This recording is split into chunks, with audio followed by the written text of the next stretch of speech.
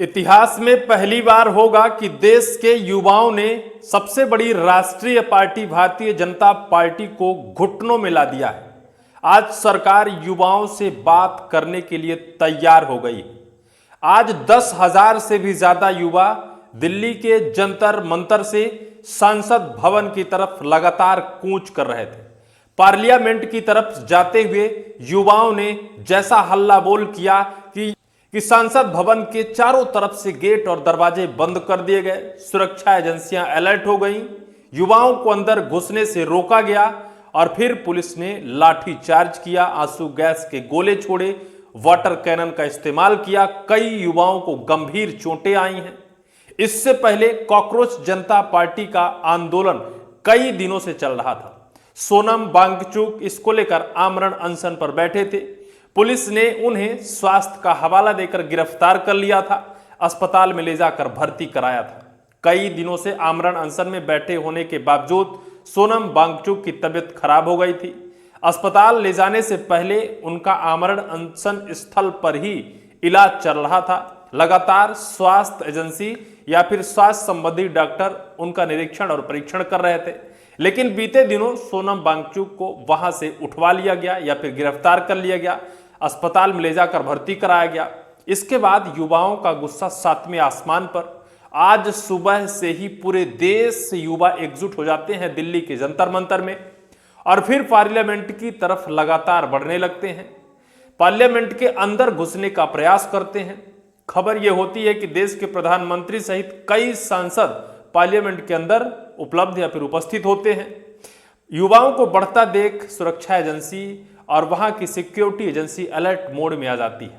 इसके बाद जो लाठीचार्ज होता है और लाठीचार्ज के बाद कहा जाता है कि सरकार उनसे बात करने को अब तैयार हो गई और इसके बाद उनका एक प्रतिनिधि मंडल 2 से 3 युवा देश के पूर्व राष्ट्रीय अध्यक्ष जो बीजेपी के हैं जेपी नड्डा से बात करते हैं, मुलाकात करते हैं, अपनी मांगों को रखते हैं और उन्हें आश्वासन दिया जाता है कि आपकी मांगों को जल्द पूरा किया जाएगा।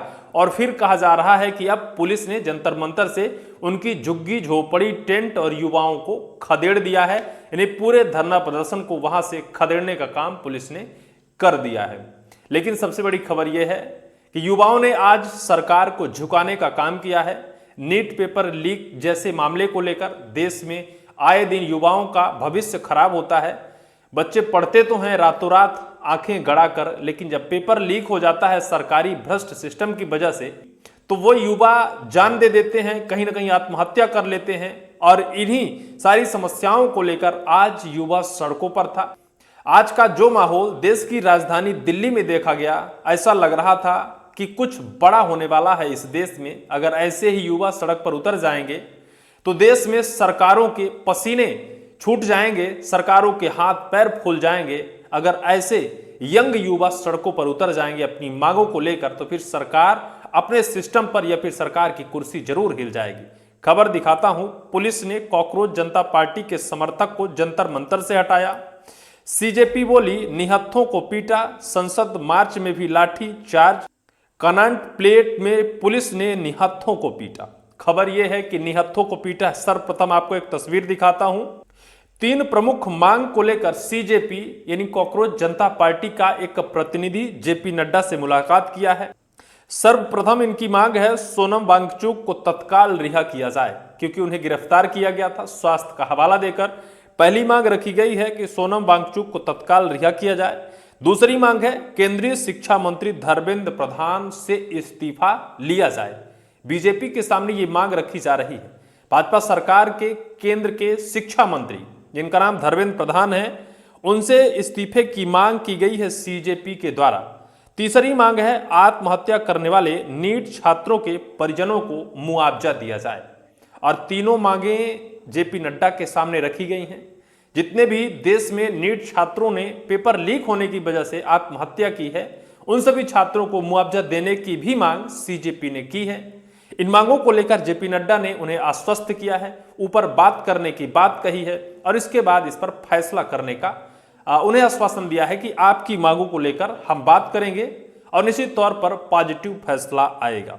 जितनी मांगे रखी गई हैं लीगल मांगे हैं, देश के युवाओं के लिए वो मांगे हैं।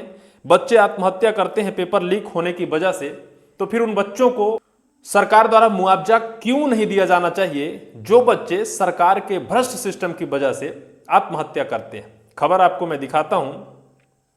कॉकरोच जनता पार्टी के आंदोलनकारियों को जंतर मंतर से हटा दिया गया है। पुलिस ने मंच खाली करा लिया है और टेंट भी निकाल दिए हैं।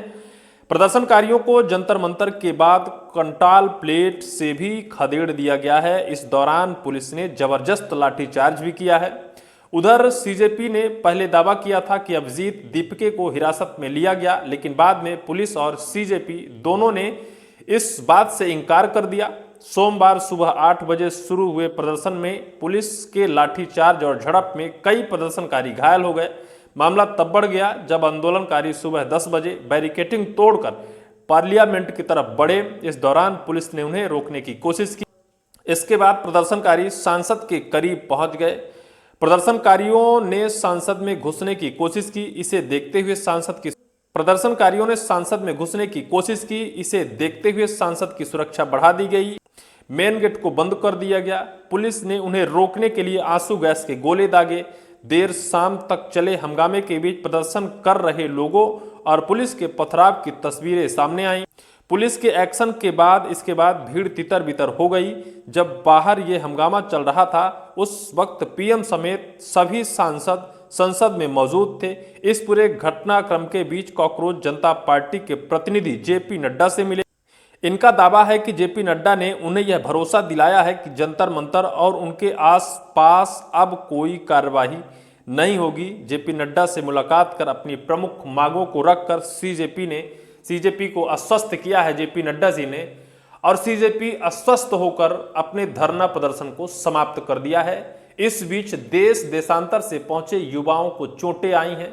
कई ऐसी भयावह तस्वीरें वायरल हुई हैं जहां पुलिस के लाठीचार्ज, आंसू गैस के गोले और वहीं वाटर कैनन के इस्तेमाल से कई युवा घायल हुए, जिसको लेकर भी पुलिस और युवाओं के बीच की झड़प की बात बताई जा रही है। लेकिन अब कहीं जाकर देश की सरकार को झुकना पड़ा है, घुटनों में आना पड़ा है। क्या अब जाकर देश के शिक्षा मंत्री धर्मेंद्र प्रधान का इस्तीफा हो पाएगा? क्या इस बड़े आंदोलन के बाद सरकार कोई बड़ा फैसला करेगी? क्या नीट पेपर लीक में जो बच्चे अपनी जान गंवा रहे हैं, आत्महत्या कर रहे हैं, उनको लेकर भी सरकार कोई अहम और कड़ा निर्णय करेगी? क्या उन्हें मुआवजा देने का प्लान तैयार करेगी?